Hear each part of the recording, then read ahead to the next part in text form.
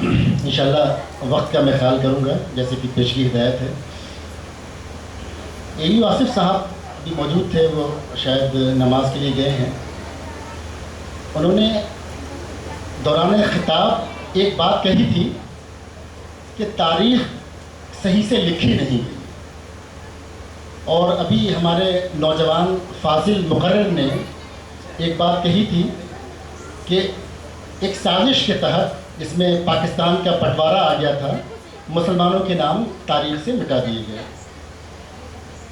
دو باتیں میں نے سنی, ابھی باقی لوگوں کو انشاءاللہ سنوں گا, تاریخ کے حوالوں سے تحقیقی گفتگو ہوگی باقاعدہ. لیکن میرے ذہن میں ایک خیال آ رہا ہے, تاریخ صحیح سے لکھی نہیں گئی, صرف یہی صحیح نہیں ہے بلکہ ہم نے تاریخ پڑھی ہی نہیں. نہ جنگ آزادی کی تاریخ ہم نے پڑھی ہے اور نہ اپنی اسلامی تاریخ ہم نے پڑھی ہے. ہم تاریخ سے بہت دور ہیں. اگر ہم نے تاریخ کے ابواب کو صحیح انداز میں پڑھا ہوتا تو آج ہماری یہ زبوں حالی نہیں ہوتی جو سچر کمیٹی کی سفارشات کے نتیجے میں بیان کی گئی تھی. ہماری زبوں حالی کی کیفیت اتنی تھی کہ فیصدوں میں کہیں بھی ہم 10% سے آگے نہیں ہیں کسی بھی جگہ, نہ ایجوکیشن میں, نہ اعلیٰ تعلیم میں, نہ ملازمتوں میں, نہ کاروبار میں, کسی چیز میں ہم 10% کراس نہیں کرتے ہیں. بے روزگاری میں اور دیگر چیزوں میں ہمارا فیصد سب سے آگے ہے, وہ ایک الگ بات ہے. لیکن اصل جو میدان کار ہے اس میں ہماری کوئی گنتی نہیں ہے. جنگ آزادی کی بات ہو رہی ہے اور میں سب سے پہلے جا رہا ہوں 1856 سے پہلے. اس وقت ہندوستان کا جو مسلمان تھا اس کے اندر ایک محبت تھی. ہندوستانی کے اندر ایک ہوتی, میں غلطی سے ہندوستانی مسلمان کہہ گیا, ہندوستانیوں کے اندر ایک محبت تھی. وہ ایک ہندوستانی تھے اور گنگا جمنی تہذیب کی جیتی جاگتی مثال تھے. اور اتنی محبت تھی کہ کوئی فرق نہیں ہوتا تھا, کوئی تمیز نہیں ہوتی تھی کون ہندو ہے کون مسلمان ہے. انگریزوں کے لیے بڑا مشکل تھا اس قوم کے اوپر راج کرنا. انہوں نے سب سے پہلے نفرت کے بیج بویا. نفرت کا بیج بونے کے بعد انہوں نے ہمیں ہندو بنا دیا اور انہوں نے ہمیں مسلمان بنا دیا, اور اس طریقے سے وہ ہمارے اوپر راج کرنے میں کامیاب ہوئے. بالآخر انہوں نے ایک لمبے عرصے تک ہمارے اوپر حکومت کی, اور حکومت کرنے کے بعد جو ہماری زبوں حالی ہے وہ آپ دیکھ ہی رہے ہیں. اس کے بعد پھر دوسرا عہد جو آتا ہے وہ اس جنگ آزادی میں شریک ہونے والوں کا ہوتا ہے.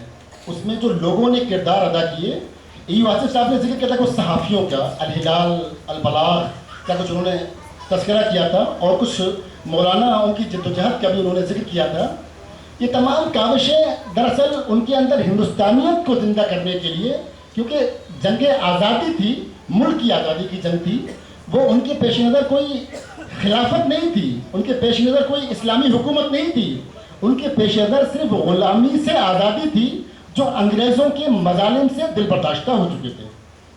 اس لیے تمام مولویوں نے, تمام صحافیوں نے اور تمام دانشوروں نے جو اس وقت تھے یہ کوشش کی کہ تمام لوگوں کے اندر جو نفرت کا بیج بویا ہے پہلے اس کو ختم کریں, اس کے بعد متحد ہو کر جب نکلیں.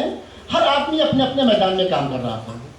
ساؤتھ کے اندر ٹیپو سلطان نے سب سے پہلے تلوار اٹھائی تھی, اور باقاعدہ جنگ آزادی میں ابتدا میں جو کارنامے ٹیپو سلطان کے ہیں ان کو دنیا کبھی نظر انداز نہیں کر سکتی. غیروں نے ان کا اسٹیچو بھی لگایا ہے, لیکن ہم لوگ اعتراف نہیں کرتے ہیں سوائے میسور کے. کہیں ان کے نام کا کہیں کوئی تذکرہ نہیں ہے.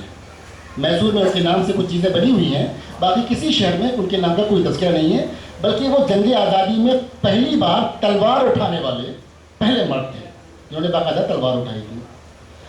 اب میں آتا ہوں ان صحافیوں کی طرف, ان ادیبوں کی طرف جنہوں نے اپنی تحریروں کے ذریعے, جنہوں نے اپنی تقریروں کے ذریعے اس لڑائی میں حصہ لیا تھا اور ایک بہت اہم رول پلے کیا تھا.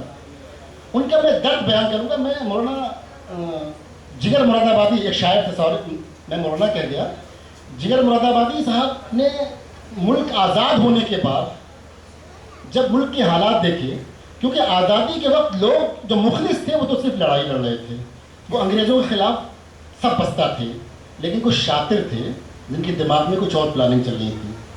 جن مسلم مجاہدین میں سب لوگ میدان میں تھے, وہی محمد علی جناح کے دماغ میں ایک الگ ملک بنانے کا آئیڈیا بھی چل رہا تھا, اور اس کے نتیجے میں وہ ایک ملک کے قائد اعظم بن گئے, اور وہاں وہ ایک محترم شخصیت کی حیثیت سے جانے جاتے ہیں. لیکن دراصل وہ ان کی اپنی ذاتی پلاننگ تھی, جس کے نتیجے میں انہیں کامیابی ملی. یہ میری اپنی رائے ہے, میرا پرسیپشن ہے, ایسے لوگوں کے اختلاف ہو سکتا ہے. لیکن اس کا خمیازہ بڑا بھگتنا پڑا. ملک بننے کے بعد, تقسیم ہونے کے بعد, آزادی کے ساتھ جو تقسیم کا جو داغ لگ گیا, اس کے نتیجے میں تاریخ سے وہ ابواب, جیسا مولانا نے ذکر کیا تھا, وہ تاریخ سے وہ ابواب جو ہیں وہ نکال دیے گئے. میں بات کر رہا تھا جگر مراد آبادی صاحب کی, بس ایک منٹ. انہوں نے ملک آزاد ہونے کے بعد ایک تقریر میں کچھ اشعار کہے تھے, میں وہ اشعار سنا گا کیونکہ وقت میرے پاس محدود ہے.